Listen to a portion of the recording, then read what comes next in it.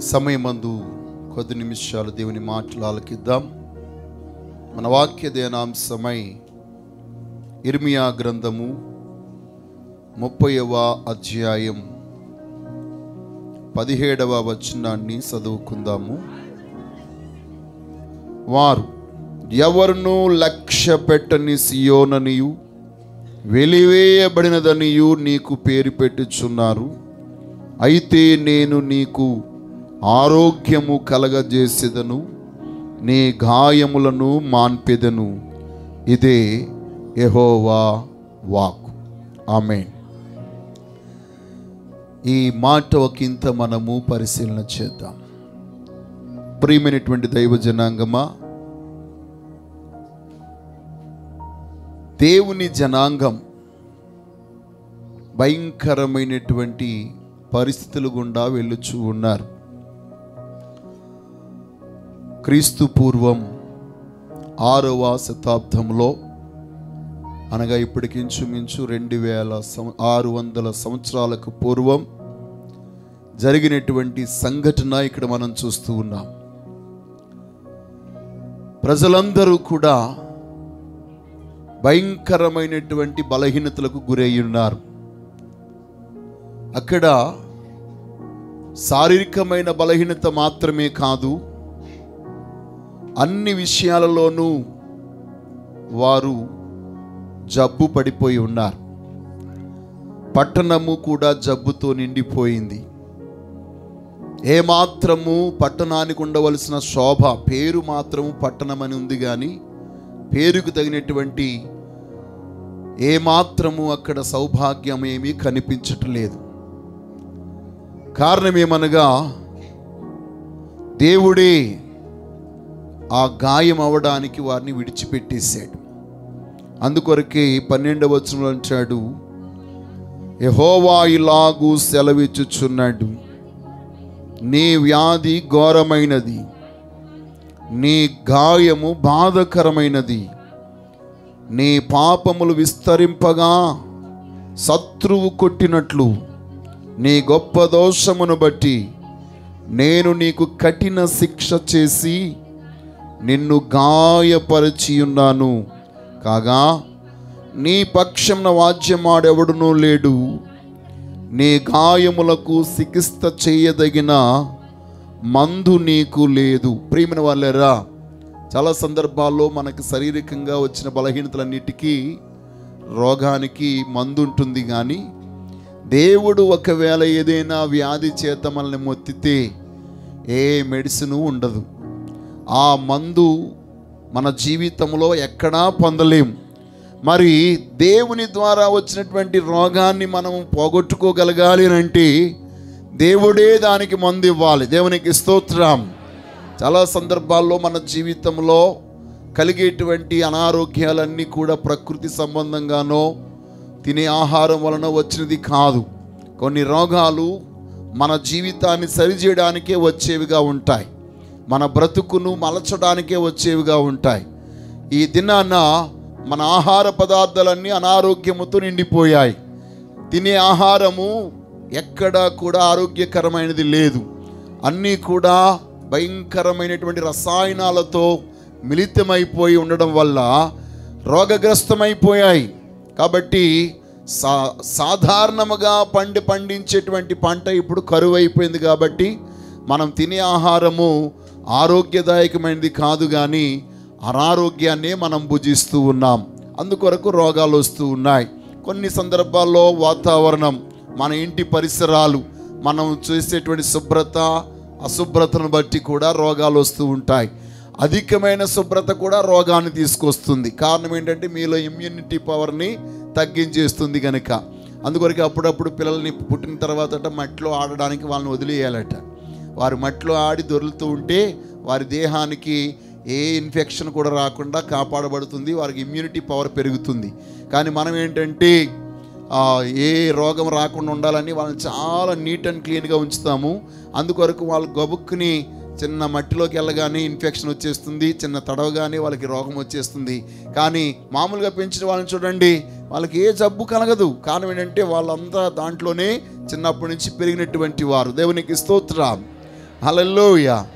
ఆ చైనీస్ చూడండి, వారు అయితే పుట్టిన తర్వాత 6-7 నెల కాళ్ళు చేతులు కొట్టుకున్నప్పుడే వాళ్ళు నీటిలో వేసేస్తారట వాళ్ళు. అందుకొరకు మన గజా ఎత్తుకలు అయిపోతారు వాళ్ళు.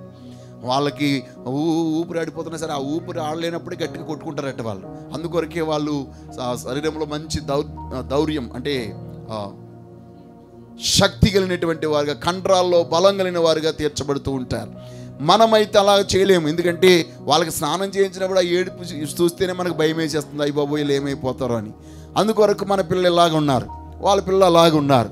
వాళ్ళందరూ బుసిరిలాగో ఎగురుతూ ఉంటారు, మన వాళ్ళేమో పడిపోతూ ఉంటారు. కాబట్టి ఈ దినాన ఆరోగ్యం అనేది అనేక రకాలైనటువంటి విధానాల్లో ఉంది. ఈ సమయంలో కొంతమంది ఉన్నారు, బెడ్షీట్ మార్చి సంవత్సరం అవుతుంది, అదే బెడ్షీట్ మీద పడుకుంటారు. మరి అలాగే రోగం రాకపోతే ఏమవుతుందండి? కొంతమంది ఏమీ మార్చరు, వాళ్ళ ఇంట్లో ఏమీ క్లీన్ చేయరు, ఎక్కడవక్కడే జెండాలుగా ఉంటాయి. చాలామంది వాష్రూమ్ చూడాలి, ఆ వాష్రూమ్లోకి వెళ్ళలేం, అన్నీ అక్కడే, అన్ని రకాల బట్టలు అక్కడే అలాడుతూ ఉంటాయి. అది మనకి యాక్చువల్గా చెప్పాలంటే మన ఆరోగ్యదాయకంగా ఉండేటువంటి స్థలం, మనకి శుభ్రపరిచే స్థలమే బాత్రూమ్. అలాంటి స్థలాన్ని మనం ఎప్పుడూ కూడా అసభ్యంగా ఉంచకూడదు, దాన్ని శుభ్రపరుచుకుంటూ ఉండాలి. ఆ యొక్క వాసన అక్కడ ఉన్నటువంటి శుభ్రం చేసేటువంటి చోట వాసన ఉంటే మళ్ళీ అదే మనకు వచ్చి పడిపోతుంది, దానివల్ల ఏం ప్రయోజనం లేదు. మీకు కనబడలేనటువంటి క్రిములన్నీ వచ్చి మీ మీద రాలుతూ ఉంటాయి. కాబట్టి ఈ యొక్క దినాన మన జీవితంలో శారీరకమైనటువంటి అనారోగ్యాలకి విభిన్న కారణాలు ఉన్నాయి, కానీ దేవుని ద్వారా వచ్చినటువంటి రోగానికి మాత్రము మందు లేదు. ఆ మందు మనము పొందగలగాలంటే జీవము కలిగిన దేవుని సన్నిధికి మనం రావాలి. దేవునికి స్తోత్రం. ఈరోజు ఆ ప్రభు మనతో చెప్తున్నటువంటి మాట, నీ జీవితంలో మాటికి బలహీనతలు, రోగాలు, సమస్యలు వచ్చుట వలన అందరూ నిన్ను వెలివేసి నీ జీవితంలో వెలివేయబడిన దానివని నీకు పేరు పెట్టుచూ ఉన్నారు, కానీ నేను నీకు ఆరోగ్యము కలగజేసేదను, నీ గాయములను మాన్పెదను. ఇదే యెహోవా వాక్కు. ప్రియమైన వారులారా, ఇదే యెహోవా వాక్కు. ఏంటి? ఇదే నా శాసనం, ఇదే ఉన్నవాడు అనువాడైన వాడు చెప్పు మాట. దేవునికి స్తోత్రం. ఆయన మాట అంటే మాటే, ఆయన చెప్తే అది అలాగ జరగవలసిందే. మరి ఎందుకు మన జీవితంలో స్వస్థత పొందలేకపోతూ ఉన్నాము? ఆయన అంటున్నాడు కదా, నేను యాకోబు నివాస స్థలములను కరుణించి వాని గుడారములను నేను చెరలో నుండి రప్పింతును అంటున్నాడు.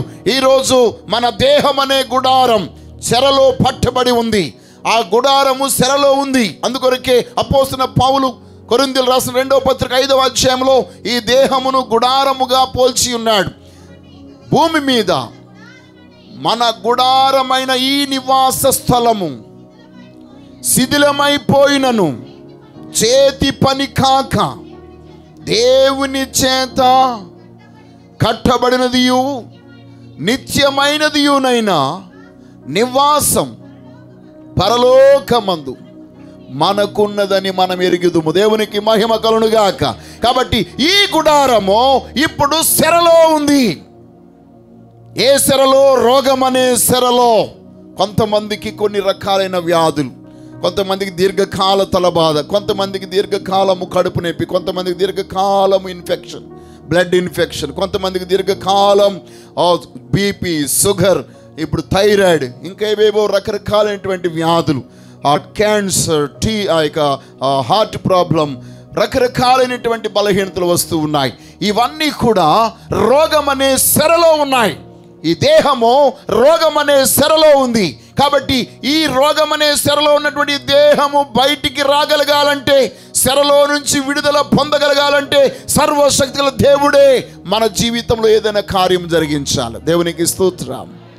అసలు రోగం ఎందుకు కలగజేసాడైనా? మనకి బుద్ధి కలిగించడానికి, శిక్షణ కలిగించడానికి, మన జీవితాల్లో మన నిర్ణయాలు మార్చుకోవడానికి. కొన్ని సందర్భాల్లో దేవునికి విరుద్ధంగా, దేవుని చిత్తానికి విరుద్ధంగా మనం ఆలోచిస్తూ ఉంటాం. మన యొక్క నిర్ణయాలను మనము దృఢంగా, ఏది ఎంత నష్టం రాని ఆ నిర్ణయంలోనే ఉండిపోతూ ఉంటాం. అవి మార్చుకోవడానికే దేవుడు మనకి బలహీనతలు కలగజేస్తూ ఉంటాడు. యోబు గ్రంథము యోబు గ్రంథంలో మనం చూసినట్లయితే దేవుని వాక్యం ఈ విధంగా తెలియజేస్తుంది. యోబు గ్రంథం 33వ అధ్యాయము 16వ వచనము నుండి,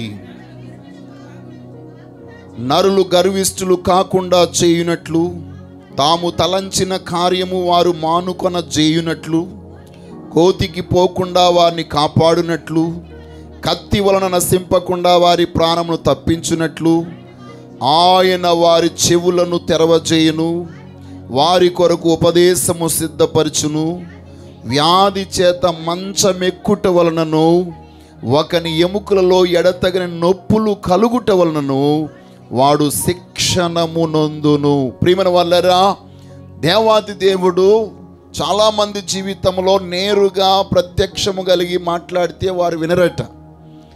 దేవుడు మాట్లాడే మాటలు కొంతమంది వినరు, నిజమే. అందుకొరకు ఒక సహోదరు నాతో చెప్పారు, పాస్టర్ గారండి, మీ ఎవరికైనా దర్శనం వచ్చింది కానీ యేసు ప్రభు నాకు చాలాసార్లు దర్శనంలో వచ్చాడండి, కానీ నాకున్న పరిస్థితిని బట్టి దేవుడిని నమ్ముకోలేకపోతున్నాను అని చెప్పి ఎప్పుడు మాట్లాడుతుంటాడట. ఈ మధ్యకాలంలో ఆమె చాలా భయంకరమైన రోగానికి గురైంది. అప్పుడు కౌరు పంపించారు ప్రార్థన చేయమని. ప్రార్థన చేసిన తర్వాత దేవుడు విడుదల ఇస్తే మళ్ళీ మామూలే, దేవుడు వద్దు. ప్రియమైన వాళ్ళారా, అలాంటి వారందరికీ కొంతకాలము ఏం చేస్తాడట, దేవుడు మంచం ఎక్కించి వ్యాధి చేత ఎముకల్లో బాధ కలుగుట చేత వారికి శిక్షణ అనుగ్రహింపజేస్తాడట దేవుడు. దేవునికి స్తోత్రం. కాబట్టి ఈ యొక్క దినాన మన జీవితంలో అలాంటి భయంకరమైన రోగానికి, బలహీనతకు అధికం అవ్వడానికి, లేకపోతే స్వస్థత పొందకుండా ఉండడానికి, ఆ విడుదల పొందకుండా ఉండడానికి గల కారణాలు ఏంటి అని ఒక్కసారి మనము పరిశీలన చేసుకుందాము. దాని ద్వారా మనం విడుదల పొందుకుందాం. హోషేయ గ్రంథము 5వ అధ్యాయం 13వ వచనం చదువుకుందాం. హోషేయ గ్రంథం 5వ అధ్యాయం. తాను రోగి అవుట ఎఫ్రాయిము చూచెను, తనకు పుండు కలుగుట యూదా చూచెను. అప్పుడు ఎఫ్రాయిము అస్సూరీల యొద్దకు పోయెను, రాజైన యారేబును పిలుచుకొనెను. అయితే అతడు నిన్ను స్వస్థపరచజాలడు, నీ పుండు బాగు చేయజాలడు. దేవునికి మహిమ కలుగునుగాక. ప్రియమైన వాళ్ళారా, ఈ యొక్క దినాన మన యొక్క జీవితంలో మనము బలహీనులుగా ఉన్నామని మనకు తెలియనుగాక, మనము రోగులమై ఉన్నామని మనకు తెలియనుగాక. ఈ యొక్క వారమంతయు కూడా సంఘములో ఉన్న బలహీనైన వారి కొరకే ప్రార్థించడానికి ఉపవాస కూడుకులు ఏర్పాటు చేశాం. ఓన్లీ రోగము నుంచి విడుదల పొందడానికి.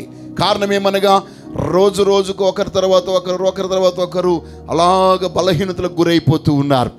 మరి నీవెందుకు బలహీనమవుతున్నావో నీకు తెలుసా? ఇక్కడ చూడండి, దేవుని వాక్యం చెప్తుంది, తాను రోగి అవుట ఎఫ్రాయిము చూచెను, తనకి పుండు కలుగుట యూదా చూచెను. మీరు చూసారా ఈరోజు? మీకు ఏ యొక్క బలహీనత వచ్చిందో, మీకు ఏ కష్టం కలిగిందో మీరు చూచి ఉన్నారా? చూచారు. కానీ స్వస్థత పొందడానికి వారు దేవుని యొద్దకు రాలేదట, అస్సూరు రాజు యొద్దకు వెళ్ళారు. ప్రియమైన వాళ్ళారా, మన జీవితంలో స్వస్థత పొందుట కొరకై దేవుని యొద్దకు రాకుండా మనము వేరొక చోటకి వెళ్ళినప్పుడు మన జీవితంలో స్వస్థత అనేది కలగదు. చూడండి, ఆశ రాజు అయినటువంటి ఆశ, తన యొక్క పాదముల దగ్గర పుండి పుట్టింది, భయంకరమైన జబ్బు కలిగింది.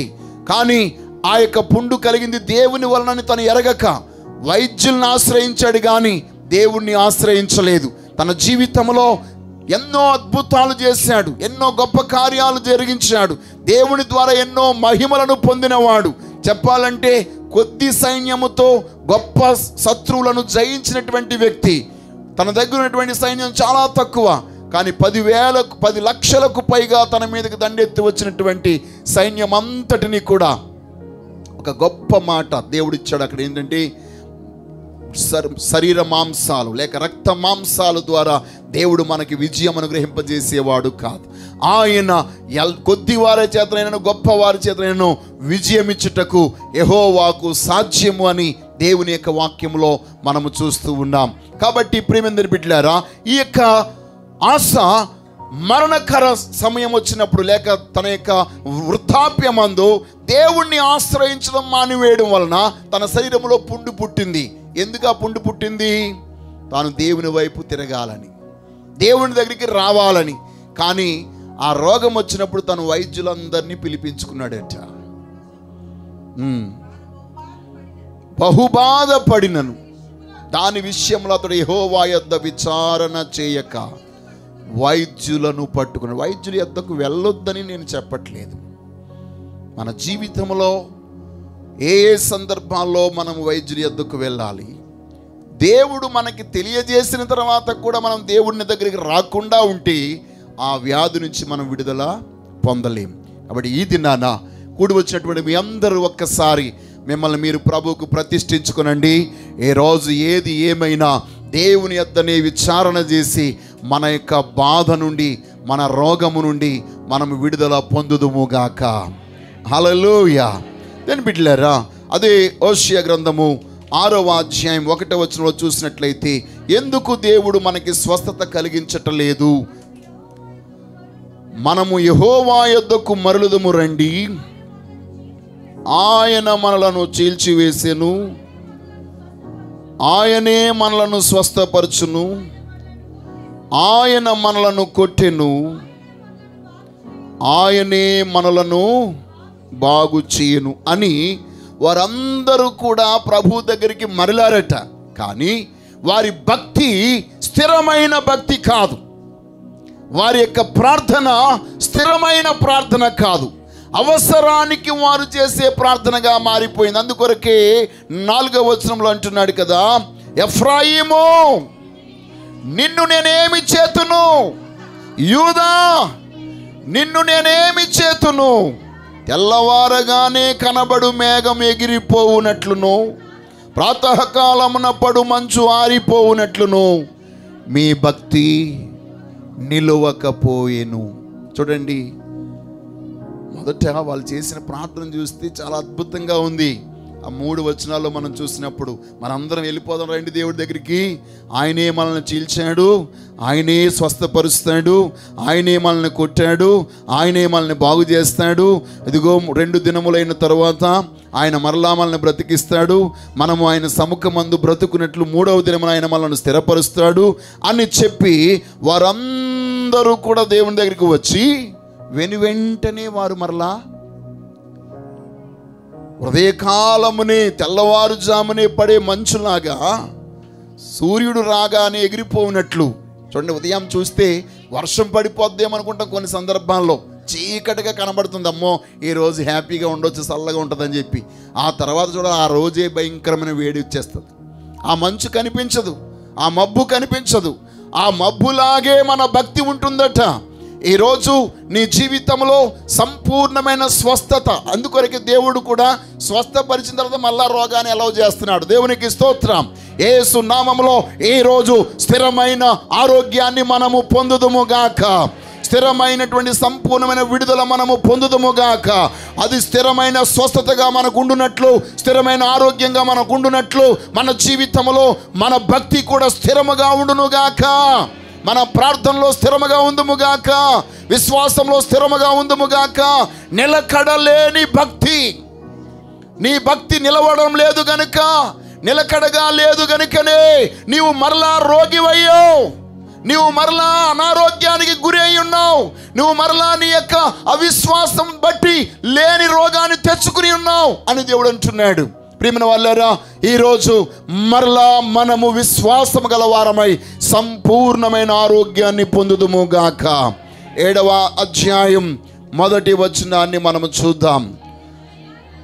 నేను ఇశ్రాయేలు వారికి స్వస్థత కలగజేయదలంచగా ఎఫ్రాయిము దోషమును సోమ్రోను చెడుతనమును బయలుపడుచున్నది.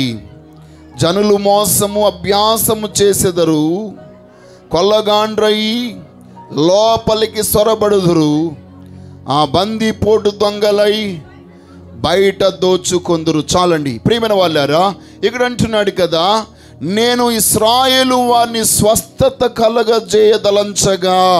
అంటే దేవుడు మనందరికీ స్వస్థత ఇవ్వాలని ఆశపడుతూ ఉన్నాడు. ఆయన బాగు చేయాలని ఆశపడుతూ ఉన్నాడు. ఆయన స్వస్థపరచాలనుకున్నప్పుడు మనలో దోషం కనబడుతుందట. ఆయనకి మన దోషాలు బయటకు వచ్చేస్తున్నాయి. అందుకొరకు యెషయా ప్రవచన గ్రంథం 1వ అధ్యాయంలో మనం చూసినట్లయితే ఆ సర్వశక్తుల దేవుడు చాలా వేదనతో దుఃఖముతో కూడా చెప్తున్నాడు. ఎందుకంటే మనము రోగగ్రస్తులమై ఉండట ఆయన చూచి చాలా వేదన పడుతూ ఉన్నాడు. చూడండి 6వ వచనంలో మనం చూస్తే 1వ అధ్యాయము, అరికాలు మొదలుకొని తల వరకు స్వస్థత కొంచెమైనను లేదు, ఎక్కడ చూచినను గాయములు, దెబ్బలు, పచ్చి పుండ్లు, అవి పిండబడలేదు, కట్టబడలేదు, తైలముతో మెత్తన చేయబడలేదు అని దేవుడు చాలా వేదనతో ఈ మాటలు చెప్తున్నాడు. 2వ వచనం, యెహోవా మాటలాడుచున్నాడు. ప్రియమైన వారులారా, నా ప్రజలు నా మాట వినట్లేదు. ఆకాశం ఆలకించు, భూమి చెవియొగ్గు, ఎందుకంటే మీరే నాకు సాక్షులు. దేవుడు దేశాన్ని బాగు చేయడానికి, ప్రజలను బాగు చేయడానికి ఆయన తన హస్తమును చాచి ఉండగా ఈ ప్రజలు ఆయన యొద్ద నుంచి వెళ్ళిపోతున్నాం. నీవు నాకు స్వస్థపరచవసరం లేదు, నీవు నన్ను బాగు చేయ అవసరం లేదు అని వారు ప్రభువుని తిరస్కరించి దూరంగా వెళ్ళిపోతూ ఉన్నారట. అందుకొరకే ఆయన చాలా వేదన పడుతూ ఈ మాట చెప్తూ ఉన్నాడు. ఈ యొక్క వేదన, నిత్యము తిరుగుబాటు చేయు మీరేలా ఇంకను కొట్టబడుదురు, ప్రతివాడు నడినెత్తిని వ్యాధి కలిగి ఉన్నాడు, ప్రతివాని గుండె బలహీనమాయను అని 5వ వచనంలో అంటున్నాడు. ప్రేమన వాళ్ళారా, మన జీవితంలో బలహీనమైన మన గుండె ఏ రోజు బలపరచబడునుగాక. నడినెత్తి నుంచి అరికాలు వరకు ఉన్నటువంటి ప్రతి రోగము తొలగిపోవునట్లు దేవుని మాటకు మనం ఈరోజు సమ్మతించుదుముగాక. ఆయన మాటకు మనం సమ్మతిస్తే మన రోగము నుంచి ఆయన విడుదల దయచేస్తాడు, మన సమస్య నుంచి విడుదల దయచేస్తాడు. అందుకొరకు 19వ వచనం అంటాడు, మీరు సమ్మతించి నా మాట వినిన యెడల భూమి యొక్క మంచి పదార్థములు అనుభవింపజేతును. మీకు ఏ రోగము రాకుండా మంచి పదార్థాలు మీరు భుజిస్తారు అని ప్రభువు సెలవిస్తూ ఉన్నాడు. దేవునికి స్తోత్రం కలుగును గాక.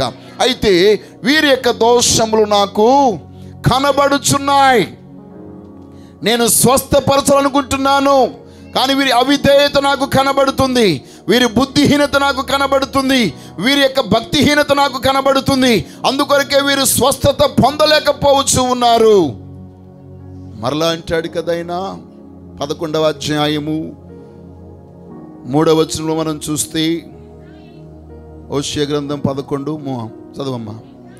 ఎఫ్రాయిమును చేయి పట్టుకొని వానికి నడక నేర్పిన వాడును నేనే, వారిని కౌగులించుకుని వాడును నేనే, నేనే వారిని స్వస్థపరిచిన వాడునైనను ఆ సంగతి వారికి మనసున పట్టలేదు. దేవునికి స్తోత్రం.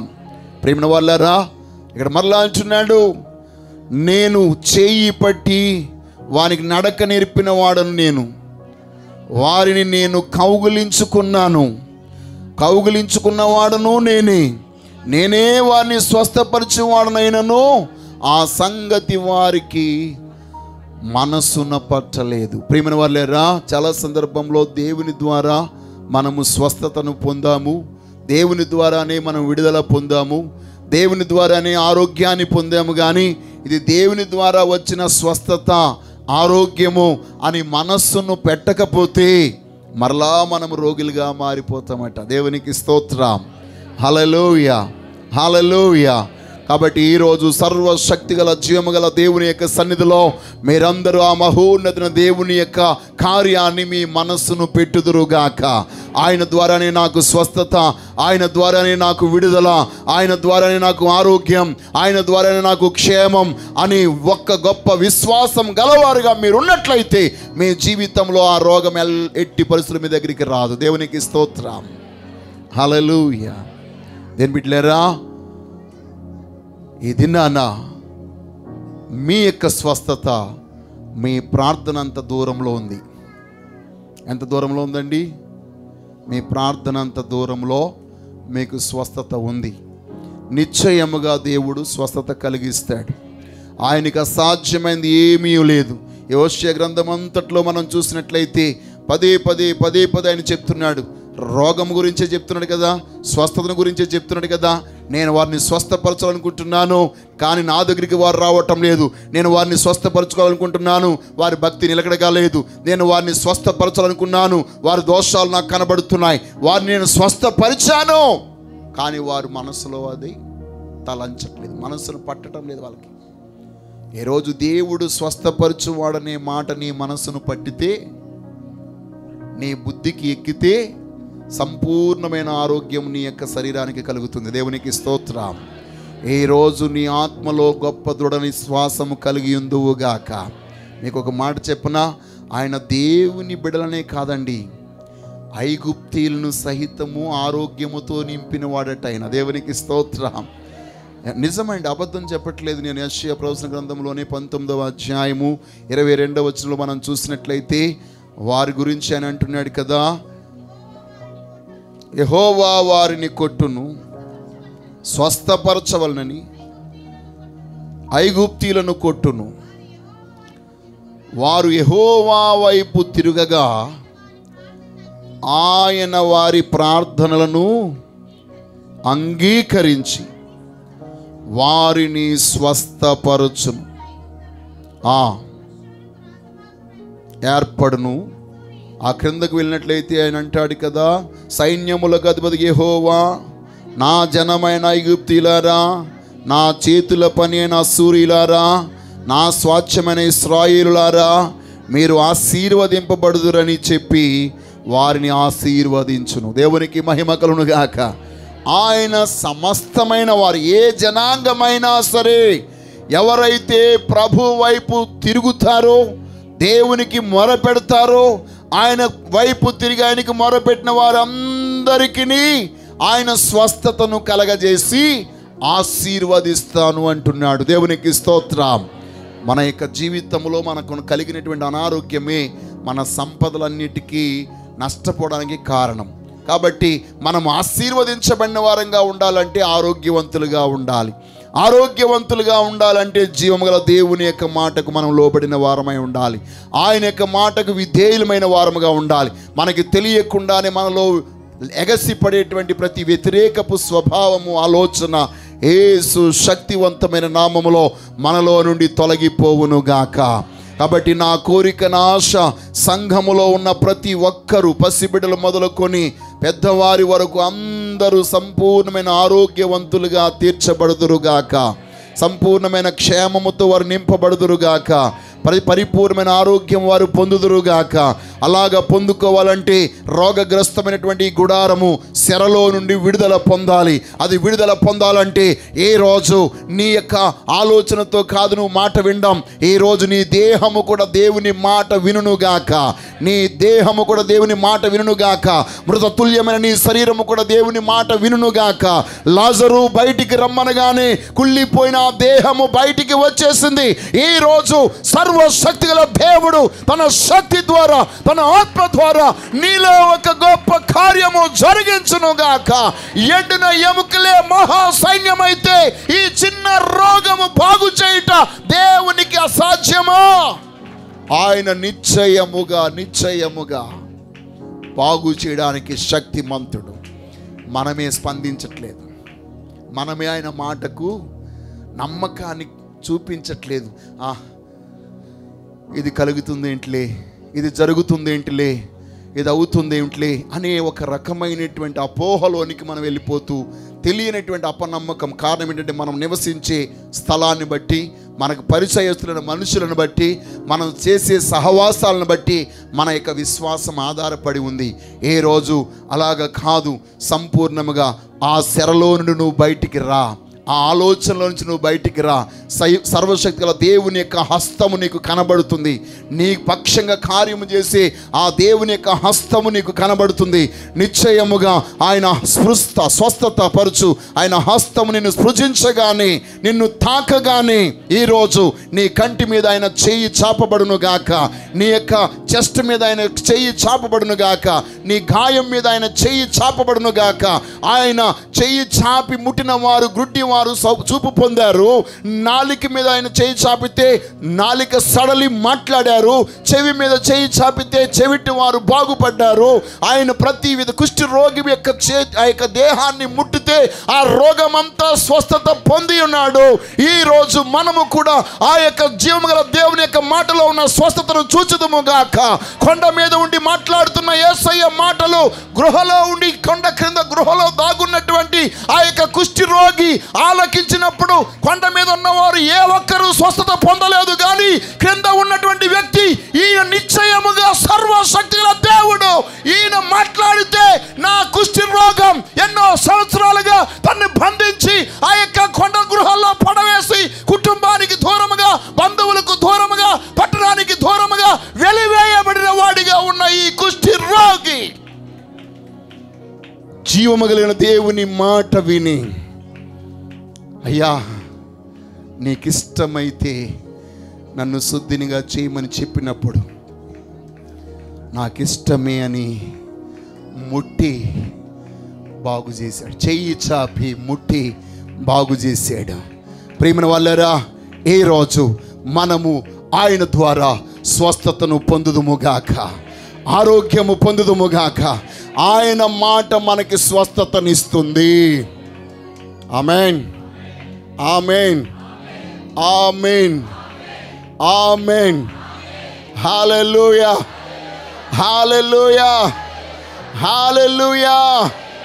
ప్రభువుకు అసాధ్యమైనది ఏమీయో లేదు. నిజమండి. బిషప్ గారికి కాల్లో పుండు పుట్టింది, షుగర్ వచ్చి దగ్గరగా 500కి వెళ్ళిపోయింది షుగర్. ఆ సమయంలో అందరం చెప్పాం హాస్పిటల్కి వెళ్దాం ఒకసారి. ఆయన చెప్పాడు, ఇప్పటివరకు ఈ దేహం మీద వైద్యుడు చెయ్యి వేయలేదు. నేను చావునకు లోనై అరిటాకు మీద పడుకుని చనిపోవడానికి సిద్ధంగా ఉన్నప్పుడు దైవజనుడు, 7వ ఏట దైవజనుడు పొలంలో నుండి వచ్చి నా స్వస్థత గురించి ప్రార్థన చేసినప్పుడు, నేను బాగుపడకపోతే ఆయన్ని చంపేద్దామని అందరు కర్రలు పట్టుకున్నారట. కానీ దేవుడు ఈ దైవజనుని బాగు చేశాడు. అలాగ స్వస్థపరిచిన బ్రతికించిన దేవుడు.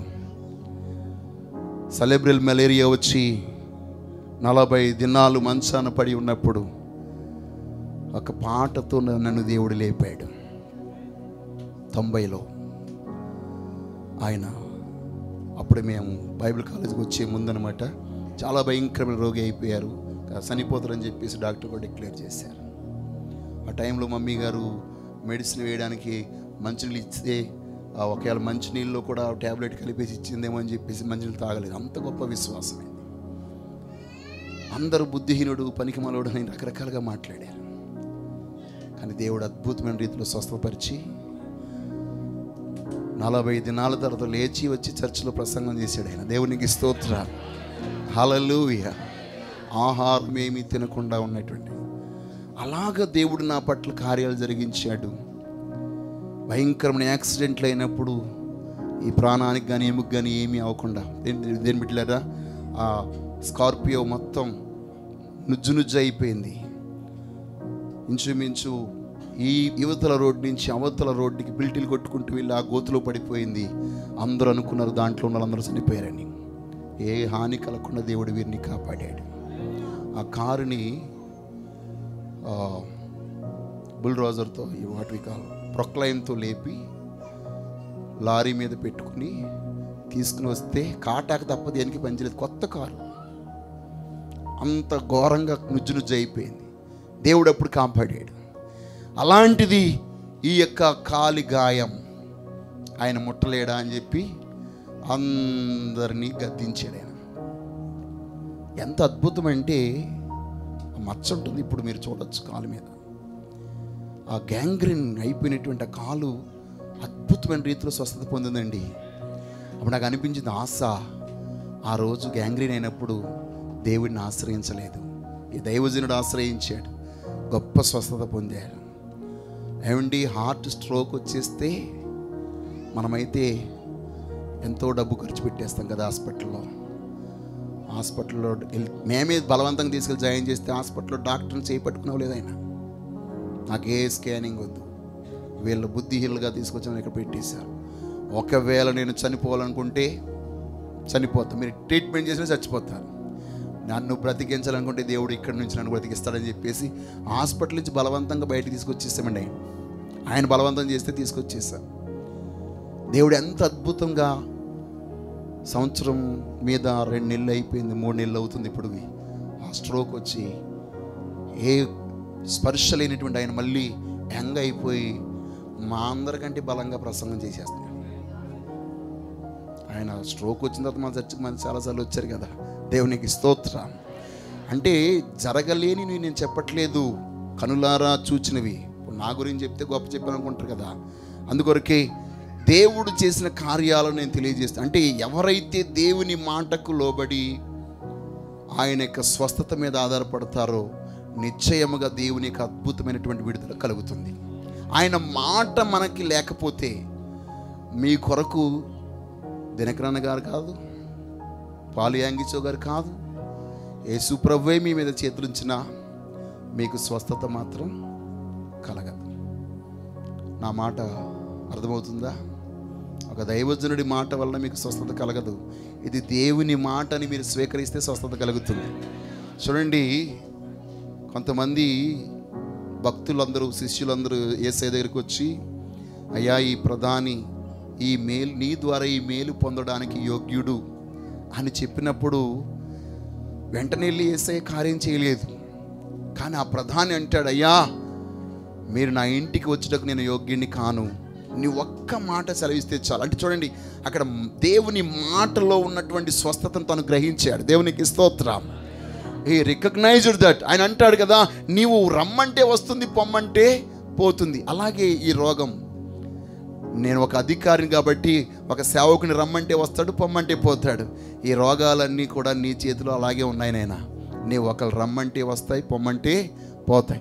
ఆ మాట వినగానే యేసయ్య అన్నాడు, ఎంత గొప్ప విశ్వాసం, ఇశ్రాయేలులోనైనా ఇంత గొప్ప విశ్వాసం నేను చూడలేదు. దేవునికి స్తోత్రం. హల్లెలూయా. ఏ రోజు జీవముగల దేవుని మాట మనం విందుముగాక. ఏ రోజు ఈ గుడారము శరలో నుంచి విడుదల పొందునుగాక. ఇది దేవునికి మహాపట్టణముగా ఉండునుగాక. అందరూ చూడగలిగినటువంటి, అందరికీ మహిమ కలగజేయగలిగినటువంటి ఆ ప్రభావము ఈ సమాధాన పట్టణములో ఉండునట్లు నేను ఒక పట్టణముగా కట్టబడుదునుగాక. ఆమెన్. హల్లెలూయా, హల్లెలూయా. అలాంటి అద్భుతమైనటువంటి స్వస్థతను మనం పొందాలంటే కీర్తనగాడు అంటాడు కదా, 30వ సంకీర్తన 2వ చరణంలో అంటున్నాడు, యెహోవా నా దేవా, నేను నీకు మొరపెట్టగా నీవు నన్ను స్వస్థపరచితివి. ఆమెన్. దేవా, నేను నీకు మొరపెట్టగా నీవు నన్ను స్వస్థపరచితివి అని అంటున్నాడు. కాబట్టి ఈరోజు మనమందరము కూడా ఆ మహిమగల దేవుని యొక్క సన్నిధిలో మొరపెడదాం, స్వస్థతను పొందుకుందాం. అది శారీరక, మానసిక, ఆధ్యాత్మిక, ఆర్థిక బలహీనతలు ఏమై ఉన్నప్పటికీ వాటన్నిటి నుంచి విడుదల పొందినట్లు ఆ మహిమగల జీవముగల దేవుని యొక్క సన్నిధిలో మనమందరము మొరపెడదాము, ప్రార్థన చేద్దాము. ఈ గుడారమును శరలో నుంచి విడిపించుకుందాము. ఆమెన్. హల్లెలూయా, హల్లెలూయా, హల్లెలూయా. దేవుడు మీ అందరికీ స్వస్థతను శీఘ్రముగా అనుగ్రహించునుగాక. ఆ గొప్ప దేవుడు మిమ్మల్ని సంపూర్ణ స్వస్థితులుగా చేయునుగాక. ఆయన ఆరోగ్యవంతులుగా మిమ్మల్ని చేయునుగాక. ఈరోజు నువ్వు ఎలాంటి వ్యాధితో, రోగముతో, బాధతో, దుఃఖముతో, కష్టముతో ప్రభు సన్నిధికి వచ్చినా ఆయన ఈరోజు స్వస్థపరచడానికి శక్తిమంతుడిగా ఉన్నాడు. నీ కుటుంబాన్ని బాగు చేయడానికి శక్తిమంతుడిగా ఉన్నాడు. నీ నివాసంలో ఉన్న తెగులంతటిని తీసివేయడానికి శక్తిమంతుడిగా ఉన్నాడు. నీ నివాసం అంతా మరల సమాధానకరమైన, సంతోషదాయకమైన, నెమ్మదితో కూడినటువంటి నివాసముగా చేయుటకు ఆయన శక్తిమంతుడిగా ఉన్నాడు. ఎందుకు మన జీవితంలో పొందలేకపోతున్నామంటే ఆయనకి దూరముగా వెళ్ళిపోతున్నాం. ఆయనకి దూరంగా, ఆయన కౌగిలించుకుంటున్నా ఆయన కౌగిల్లో ఉండడానికి ఇష్టపడట్లేదట. మనం ఆయన చెయ్యి పట్టుకుంటున్నా చెయ్యి విదిలించుకుని వెళ్ళిపోతున్నామట. మనల్ని బాగు చేయాలని చెయ్యి పట్టుకుంటున్నాడు, మనల్ని ఆదరించాలని హత్తుకుంటున్నాడు. కానీ ఆయన కౌగిట్లోంచి వెళ్ళిపోయి రోగులుగా ఉండడానికి ఇష్టపడుతున్నాం, కానీ ఆరోగ్యం పొందడానికి ఇష్టపడట్లేదు. ఏ రోజు మరలా ప్రభు యొద్దకు వద్దాం, ఆయన కౌగిల్లో చేరిపోదాం, ఆయన ఇచ్చే ఆదరణ పొందుకుందాం, స్వస్థతను పొందుకుందాం. దేవుడి కృప మీ అందరికీ అనుగ్రహించునుగాక. ఆమేన్.